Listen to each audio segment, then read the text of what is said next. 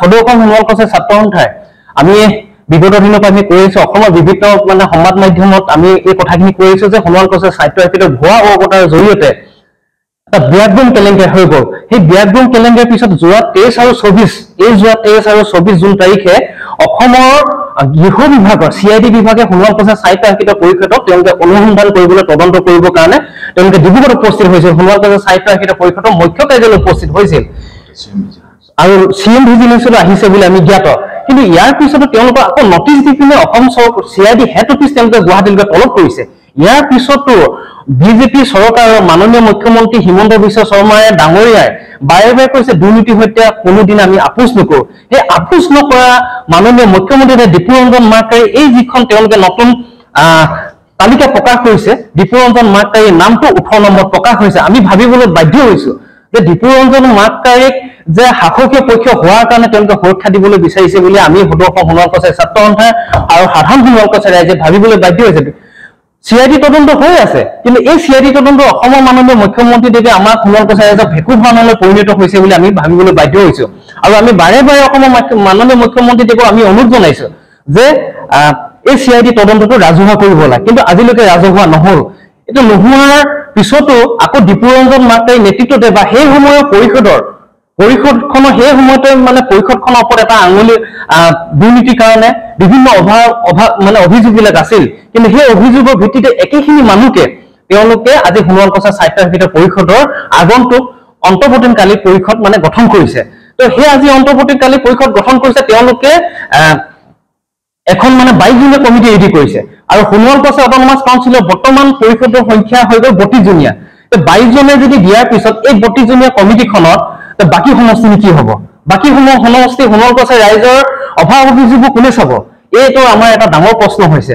যদি তেওঁলোকে আগৰ যিসকল মানুহ আছিল তেওঁলোকে সেই 26 জনৰ ভিতৰত 25 জনক কিয় নাৰাখিলে? ৰাখিব পাৰিলেহেঁতেন নিশ্চয়। যে তেওঁলোকক নাৰাখি পিনে অকল বিজেপি ব্যক্তি কেইজনক ৰাখিলে আৰু বাকী সমষ্টি মানুহবিলাকক তেওঁলোকে এৰি দিয়াৰ কাৰণে এটা সোণোৱাল কছাৰী অট'নমাছ কাউন্সিল এটা ডাঙৰ অক্ষয়লৈ গৈছে আৰু তেওঁলোকে আগন্তুক যিখন কাউন্সিল তেওঁলোকে গঠন কৰিছে সেই গঠন কৰা প্ৰক্ৰিয়াটোৱে এটা মানে ধুভাং বান আগফালে একো নথকালৈকে এটা ধুভাং বান এটা পৰ্যায়লৈকে পৰ্যবেক্ষণ হৈছে।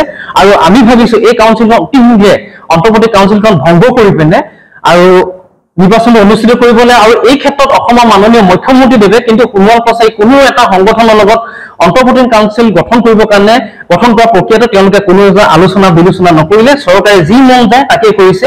আৰু সেইটো কাৰণে আমি এই প্ৰেছ মিটৰ জৰিয়তে এই কাৰ্য আমি অসম চৰকাৰক অনুৰোধ জনাব বিচাৰিছো যে অতি শীঘ্ৰে সোণোৱাল কছাৰী জাতীয় সংগঠনৰ আলোচনা কৰি পিনে বাকী বাদ পোৱা সমষ্টিখিনি কি হ'ব এই বিষয়খিনিও অতি শীঘ্ৰে আলোচনা কৰি পিনে এটা সিদ্ধান্ত দিবৰ কাৰণে আমি আপোনালোকৰ মিডিয়াৰ জৰিয়তে অনুৰোধ জনাইছো।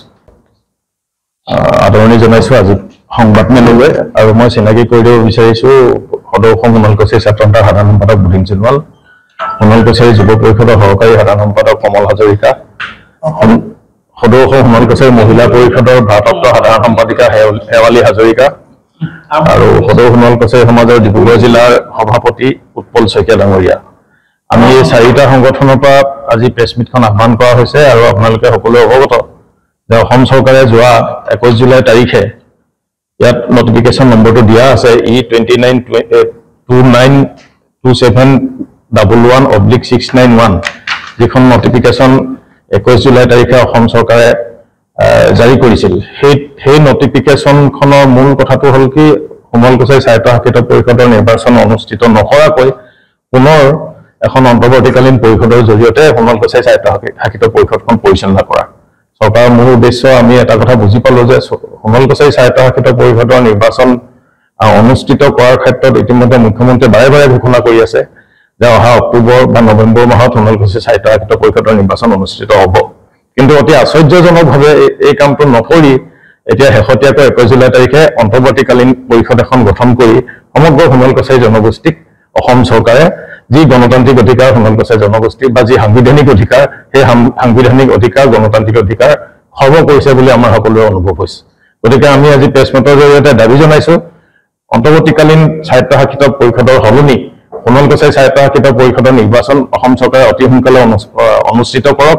প্ৰস্তাৱিত BTC নিৰ্বাচন আছে ছেপ্টেম্বৰ মাহত, গতিকে ছেপ্টেম্বৰ মাহৰ পৰৱৰ্তী অসম চৰকাৰে সোণোৱাল কছাৰী স্বায়ত্তশাসিত পৰিষদৰ নিৰ্বাচন অনুষ্ঠিত কৰি অসমৰ সোণোৱাল কছাৰী ৰাইজক যি গণতান্ত্ৰিক অধিকাৰ সেই গণতান্ত্ৰিক অধিকাৰ প্ৰদান কৰক। এইখিনি আমাৰ প্ৰেছ মিটৰ আজি মূল উদ্দেশ্য। তাৰ কাৰণে আমি এটা কাৰ্যসূচী হাতত লৈছো, সেইটো হৈছে অহা 6 আগষ্ট তাৰিখে যদি অসম চৰকাৰে এই সময়ছোৱাত তেওঁলোকৰ কোনো ধৰণৰ সদিচ্ছা আমি মানে নেদেখো বা তেওঁলোকে কোনো ধৰণৰ সোণোৱাল কছাৰী ৰাইজক কিয় অন্তৰ্বৰ্তীকালীন পৰিষদখন পুনৰ গঠন কৰিব লগা হ'ল তেনেকুৱা ধৰণৰ কোনো তেওঁলোকে প্ৰকাশ কৰা নাই চৰকাৰৰ তৰফৰ পৰা। যদি তেনেকুৱা ধৰণৰ কথা আমি নেদেখো অহা 6 আগষ্ট তাৰিখে সোণোৱাল কছাৰী স্বায়ত্তশাসিত পৰিষদৰ যিটো কেন্দ্ৰীয় অফিচ মূল অফিচ সেইটো এই 4টা সংগঠনৰ সহযোগত আমি ঘেৰাও কাৰ্যসূচী এটা হাতত গ্ৰহণ কৰিছো। কেৱল ঘেৰাও কাৰ্যসূচীয়ে নহয়, আমি তাৰ সদুত্তৰ নাপালে একো ফলপ্ৰসূ যদি আমি ৰিজাল্ট নাপাওঁ তেতিয়াহ'লে কিন্তু অনাগত দিনত আমি আগন্তুক দিনবিলাকত যথেষ্ট প্ৰতিবাদী কাৰ্যসূচী আমি হাতত গ্ৰহণ কৰিম। এইটো হৈছে আজি প্ৰেছ মিটৰ মূল আমাৰ উদ্দেশ্য আৰু এইখিনি আমাৰ ক'বলগীয়া। যিকোনো খবৰৰ বাবে যোগাযোগ কৰক 7099017330 লগতে 7099017110 নম্বৰত।